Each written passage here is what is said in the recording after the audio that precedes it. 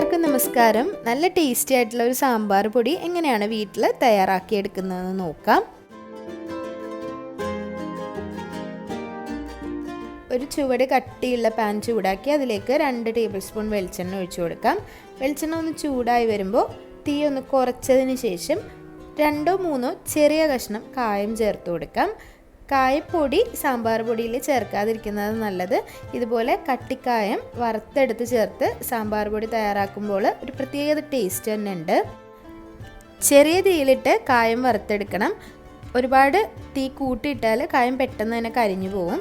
കായത്തിൻ്റെ എല്ലാ സൈഡും നല്ലതുപോലെ വെളിച്ചെണ്ണയിൽ വറുത്ത് കിട്ടണം. കായം വറുത്ത് വരുന്തോറും അത് നമുക്ക് രണ്ടാക്കി ഇതുപോലെ സ്പാറ്റില യൂസ് ചെയ്തിട്ട് ചെറിയ ചെറിയ കഷ്ണങ്ങളാക്കാൻ പറ്റും. അപ്പോൾ ഇതുപോലെ കഷ്ണങ്ങളാക്കി കായം വറുത്ത് മാറ്റി വയ്ക്കാം.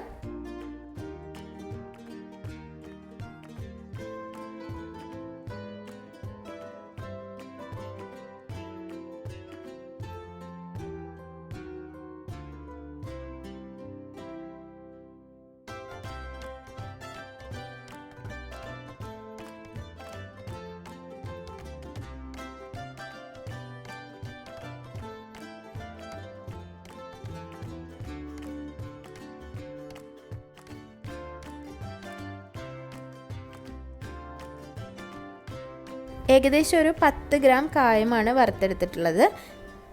കായം വറുത്തെടുത്ത അതേ വെളിച്ചെണ്ണയിലേക്ക് 1 കപ്പ് മല്ലി ചേർത്ത് കൊടുക്കാം. മുഴുവൻ മല്ലിയാണ് ചേർത്ത് കൊടുക്കേണ്ടത്. നല്ല ക്വാളിറ്റി മല്ലി എടുക്കാൻ ശ്രദ്ധിക്കണം. ഒന്ന് കഴുകി ഉണക്കിയെടുത്ത മല്ലി ചേർക്കുന്നതായിരിക്കും നല്ലത്. മീഡിയം ഫ്ലെയിമിൽ തന്നെ വെച്ച് മല്ലി വറുത്തെടുക്കുക. ഒരു 3 മിനിറ്റ് വരെയൊക്കെ മീഡിയം ഫ്ലെയിമിൽ വറുത്തെടുത്താൽ മല്ലി ഏതാണ്ട് തയ്യാറായി കിട്ടും. മല്ലി ഒന്ന് റോസ്റ്റായി വരുമ്പോൾ ഇതിലേക്ക് 1 കപ്പ് ഉണക്കമുളക് ചേർത്ത് കൊടുക്കാം. ഉണക്കമുളക് ഇവിടെ എടുത്തിട്ടുള്ളത് കശ്മീരി വറ്റൽമുളകാണ്. എരിവ് കുറഞ്ഞിട്ട് അത്യാവശ്യം കളറുള്ള മുളകാണ്. ഇതിന് പകരം സാധാരണ എരിവുള്ള മുളകും എടുക്കാം. 1 കപ്പാണ് എടുത്തിട്ടുള്ളത്. ഏകദേശം ഒരു 20-22 എണ്ണം ഉണ്ട്. അത് ഓരോരുത്തരുടെ അളവിനനുസരിച്ച് എടുക്കാവുന്നതാണ്. നിങ്ങൾ എടുക്കുന്നത് എരിവുള്ള മുളകാണെന്നുണ്ടെങ്കിൽ ഇത്രയും എണ്ണം എടുക്കരുത്, എരിവ് കൂടുതലായി പോവും. ഇത് കശ്മീരി മുളക് ആയതുകൊണ്ടാണ് ഇത്ര എടുത്തത്. ഇതിലേക്ക് 1/4 കപ്പ് കടലപ്പരിപ്പ് ചേർത്ത് കൊടുക്കാം. എരിവുള്ള മുളക് എടുക്കുന്നവർ ഒരു 10 മുതൽ 12 എണ്ണം മാത്രം എടുക്കുക. ഏകദേശം ഒരളവ് കറക്റ്റായിരിക്കും. ഇതിലേക്കൊരു 2 ടേബിൾ സ്പൂൺ ഉഴുന്ന് പരിപ്പ് ചേർത്ത് കൊടുക്കാം. 2 ടേബിൾ സ്പൂൺ ഉണക്കലരി അല്ലെങ്കിൽ പൊടിയരി ചേർത്ത് കൊടുക്കാം. ഇനി ഈ അരി ഇല്ലെങ്കിൽ സാധാരണ വൈറ്റ് റൈസോ അല്ലെങ്കിൽ മട്ട അരിയോ ചേർത്ത് കൊടുക്കാവുന്നതാണ്. ഇത് നല്ലതുപോലെ ഒന്ന് വറുത്തെടുക്കുക. ചെറിയ തീയിൽ വെച്ച് തന്നെ വറുത്തെടുക്കാൻ ശ്രദ്ധിക്കുക.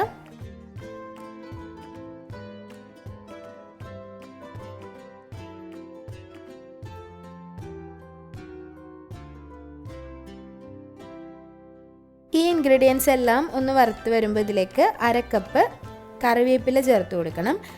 1/2 കപ്പ് അല്ലെങ്കിൽ ഒരു 3-4 തണ്ട് കറിവേപ്പില ചേർത്ത് കൊടുക്കാം. കറിവേപ്പില കൂടി ചേർത്ത് ഒരു 2 മിനിറ്റ് കൂടി ഇതുപോലെ ഒന്ന് വറുത്തെടുത്തതിന് ശേഷം തീ ഓഫ് ചെയ്യാം.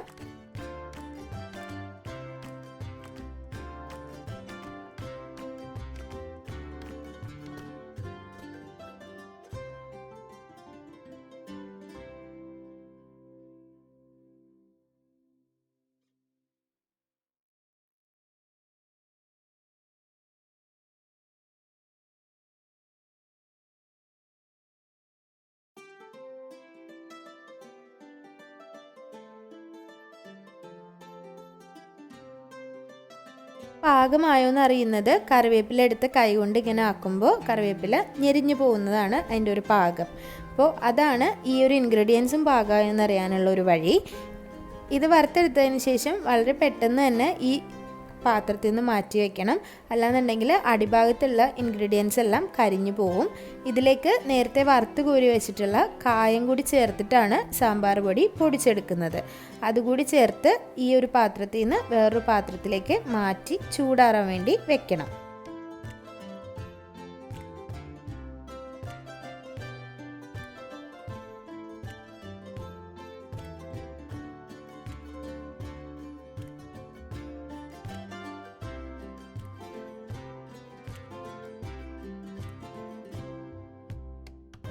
നന്നായി ചൂടാറിയതിന് ശേഷം മിക്സിയുടെ ജാറിലിട്ട് ഇത് പൊടിച്ചെടുക്കാം. ഈ ഒരു സാമ്പാർ പൊടി നമുക്ക് ഒരുപാട് ദിവസം പുറത്ത് വെച്ചിട്ട് യൂസ് ചെയ്യാൻ പറ്റില്ല. ഫ്രിഡ്ജിലാണ് കീപ്പ് ചെയ്യുന്നതെങ്കിൽ ഒരു മാസം വരെയൊക്കെ ഇരിക്കും. അതല്ലാന്നുണ്ടെങ്കിൽ പുറത്തൊരു ഒരാഴ്ച കൂടുതൽ ഈ സാമ്പാർ പൊടി ഇരിക്കില്ല, കേടായിപ്പോവും. സാമ്പാർ പൊടി എപ്പോഴും പൊടിക്കുമ്പോൾ ഒട്ടും ജലാംശമില്ലാത്ത മിക്സിയുടെ ജാറാണെന്ന് ഉറപ്പ് വരുത്തണം. അല്ലാന്നുണ്ടെങ്കിൽ പൊടി വളരെ പെട്ടെന്ന് തന്നെ ചീത്തായിപ്പോവും. നന്നായി ചൂടാറിയതിന് ശേഷം നല്ലതുപോലെ ഈ സാമ്പാർ പൊടി പൊടിച്ചെടുത്തിട്ടുണ്ട്. ഇനി ഒരു എയർ ടൈറ്റ് ആയിട്ടുള്ള ഒരു ഗ്ലാസ് ജാറിലിട്ട് നമുക്ക് സൂക്ഷിക്കാം. സാമ്പാറിനൊക്കെ വേണ്ടി ഏകദേശം ഒരു 3 ടേബിൾ സ്പൂണൊക്കെ തന്നെ മതിയാവും. ഒരു 5-6 പേർക്ക് സെർവ് ചെയ്യാൻ ഉണ്ടാക്കുന്ന സാമ്പാറിലേക്ക് ഒരു 3 ടേബിൾ സ്പൂൺ സാമ്പാർ പൊടി മാത്രമാണ് ആവശ്യം ഉണ്ടാവുക. അപ്പോൾ ബാക്കിയുള്ളത് ഒരു എയർ ടൈറ്റ് ആയിട്ടുള്ളൊരു കണ്ടെയ്നറിൽ സൂക്ഷിക്കാം. അപ്പോൾ എല്ലാവരും ട്രൈ ചെയ്ത് നോക്കിയ അഭിപ്രായങ്ങൾ കമൻസിൽ അറിയിക്കുക. വീഡിയോസൊക്കെ ഇഷ്ടമാവുന്നുണ്ടെങ്കിൽ ലൈക്ക് ചെയ്യുക, ഷെയർ ചെയ്യുക, സബ്സ്ക്രൈബ് ചെയ്യുക. ഇനിയും നല്ല റെസിപ്പികളായിട്ട് കാണാം. അതുവരേക്കും താങ്ക് യു.